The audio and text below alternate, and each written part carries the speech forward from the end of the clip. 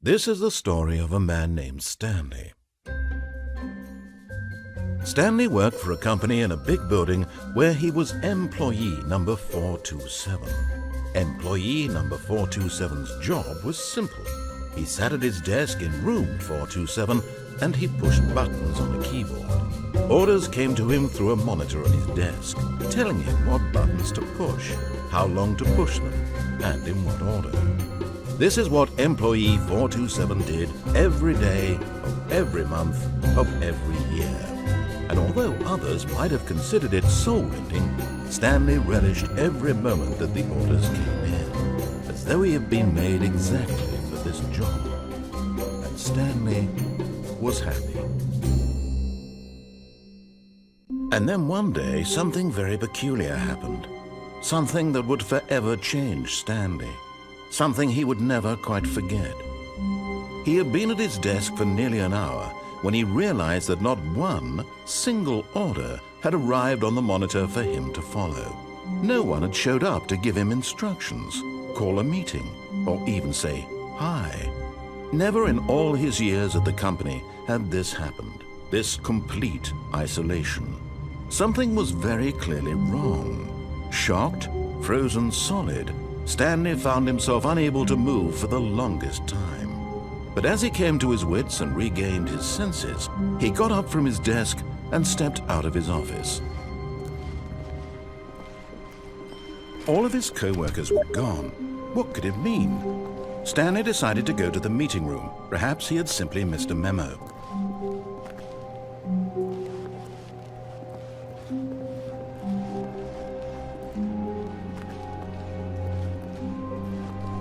When Stanley came to a set of 2 open doors, he entered the door on his left.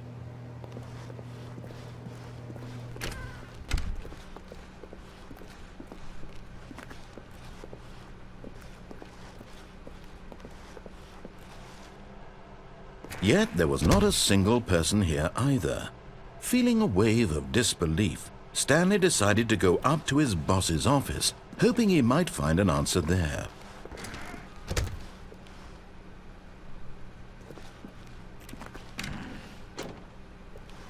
Stanley stepped into the broom closet, but there was nothing here, so he turned around and got back on track.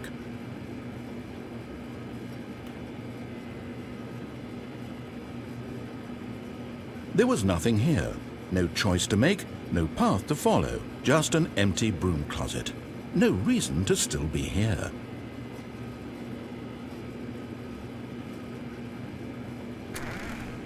It was baffling that Stanley was still just sitting in the broom closet. He wasn't even doing anything.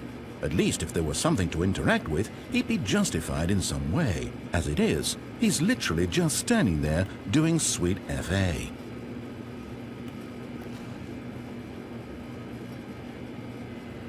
Are you really still in the broom closet? Standing around doing nothing? Why? Please offer me some explanation here. I'm genuinely confused.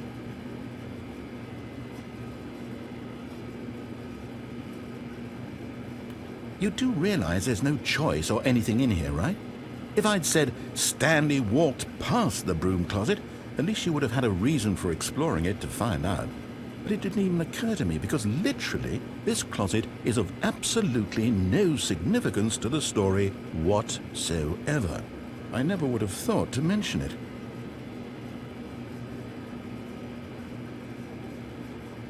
Maybe to you this is somehow its own branching path.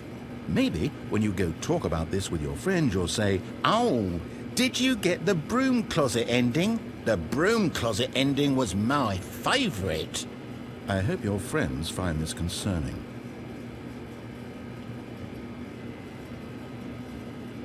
Stanley was fat and ugly and really stupid. He probably only got the job because of a family connection. That's how stupid he is. That or with drug money. Also, Stanley is addicted to drugs and hookers. Well, I've come to a very definite conclusion about what's going on right now. You're dead. You got to this broom closet, explored it a bit, and were just about to leave because there's nothing here, when a physical malady of some sort shut down your central nervous system and you collapsed on the keyboard. Well, in a situation like this, the responsible thing is to alert someone nearby so as to ensure that your body is taken care of before it begins to decompose. Hello? Anyone who happens to be nearby? The person at this computer is dead. He or she has fallen prey to any number of your countless human physiological vulnerabilities. It's indicative of the long-term sustainability of your species. Please remove their corpse from the area and instruct another human to take their place at the computer, making sure they understand basic first-person video game mechanics and filling them in on the history of narrative tropes in video gaming, so that the irony and insightful commentary of this game is not lost on them. All right, when you've done that, just step out into the hallway.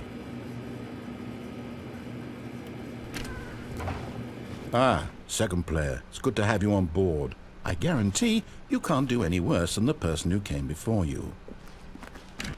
You too? Unbelievable. I'm at the mercy of an entire species of invalids. Perhaps there's a monkey nearby you can hand the controls to.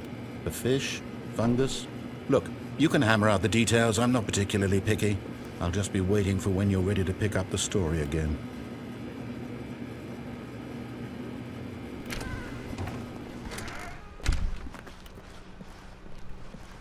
Coming to a staircase, Stanley walked upstairs to his boss's office.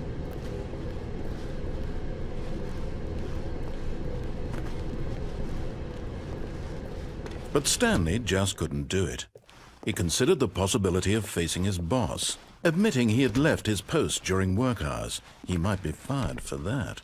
And in such a competitive economy, why had he taken that risk? All because he believed everyone had vanished? His boss would think he was crazy. And then something occurred to Stanley. Maybe, he thought to himself, maybe I am crazy. All of my co-workers blinking mysteriously out of existence in a single moment for no reason at all. None of it made any logical sense. And as Stanley pondered this, he began to make other strange observations. For example, why couldn't he see his feet when he looked down? Why did doors close automatically behind him wherever he went? And for that matter, these rooms were starting to look pretty familiar. Were they simply repeating? No, Stanley said to himself, this is all too strange. This can't be real.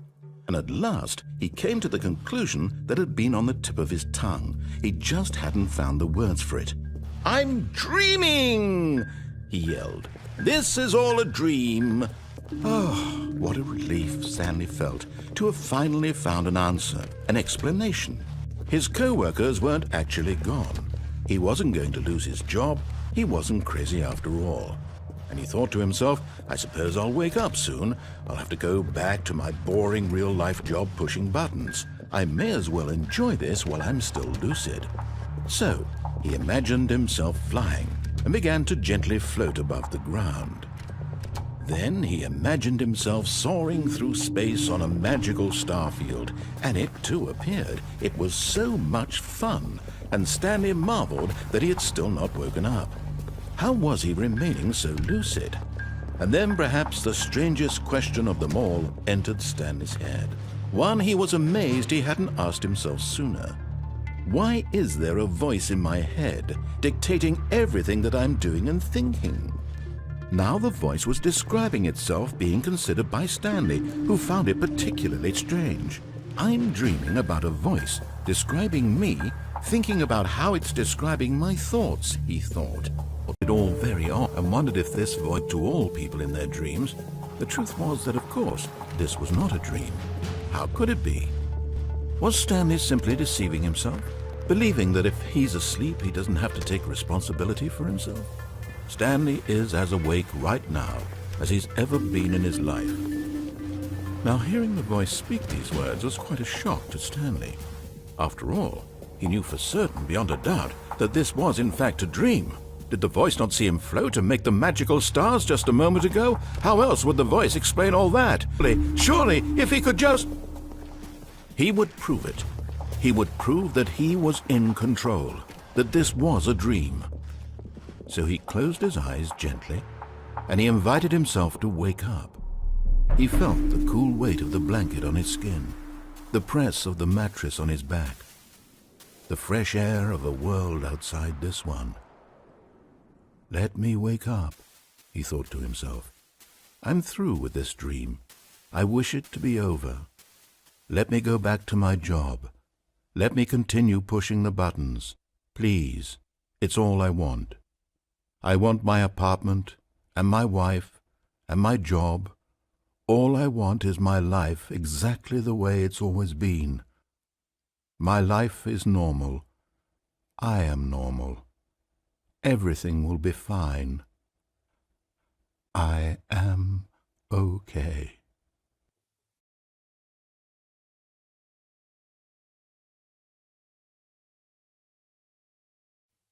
Stanley began screaming. Please, someone, wake me up. My name is Stanley. I have a boss. I have an office. I am real. Please, just someone tell me I am real. I must be real. I must be. Can anyone hear my voice? Who am I? Who am I? And everything went black.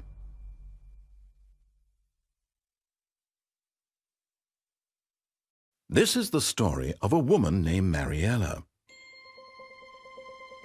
Mariella woke up on a day like any other. She arose, got dressed, gathered her belongings, and walked to her place of work. But on this particular day, her walk was interrupted by the body of a man who had stumbled through town talking and screaming to himself, and then collapsed dead on the sidewalk. And although she would soon turn to go call for an ambulance, for just a few brief moments she considered the strange man. He was obviously crazy, this much she knew. Everyone knows what crazy people look like. And in that moment, she thought to herself how lucky she was to be normal. I am sane. I am in control of my mind.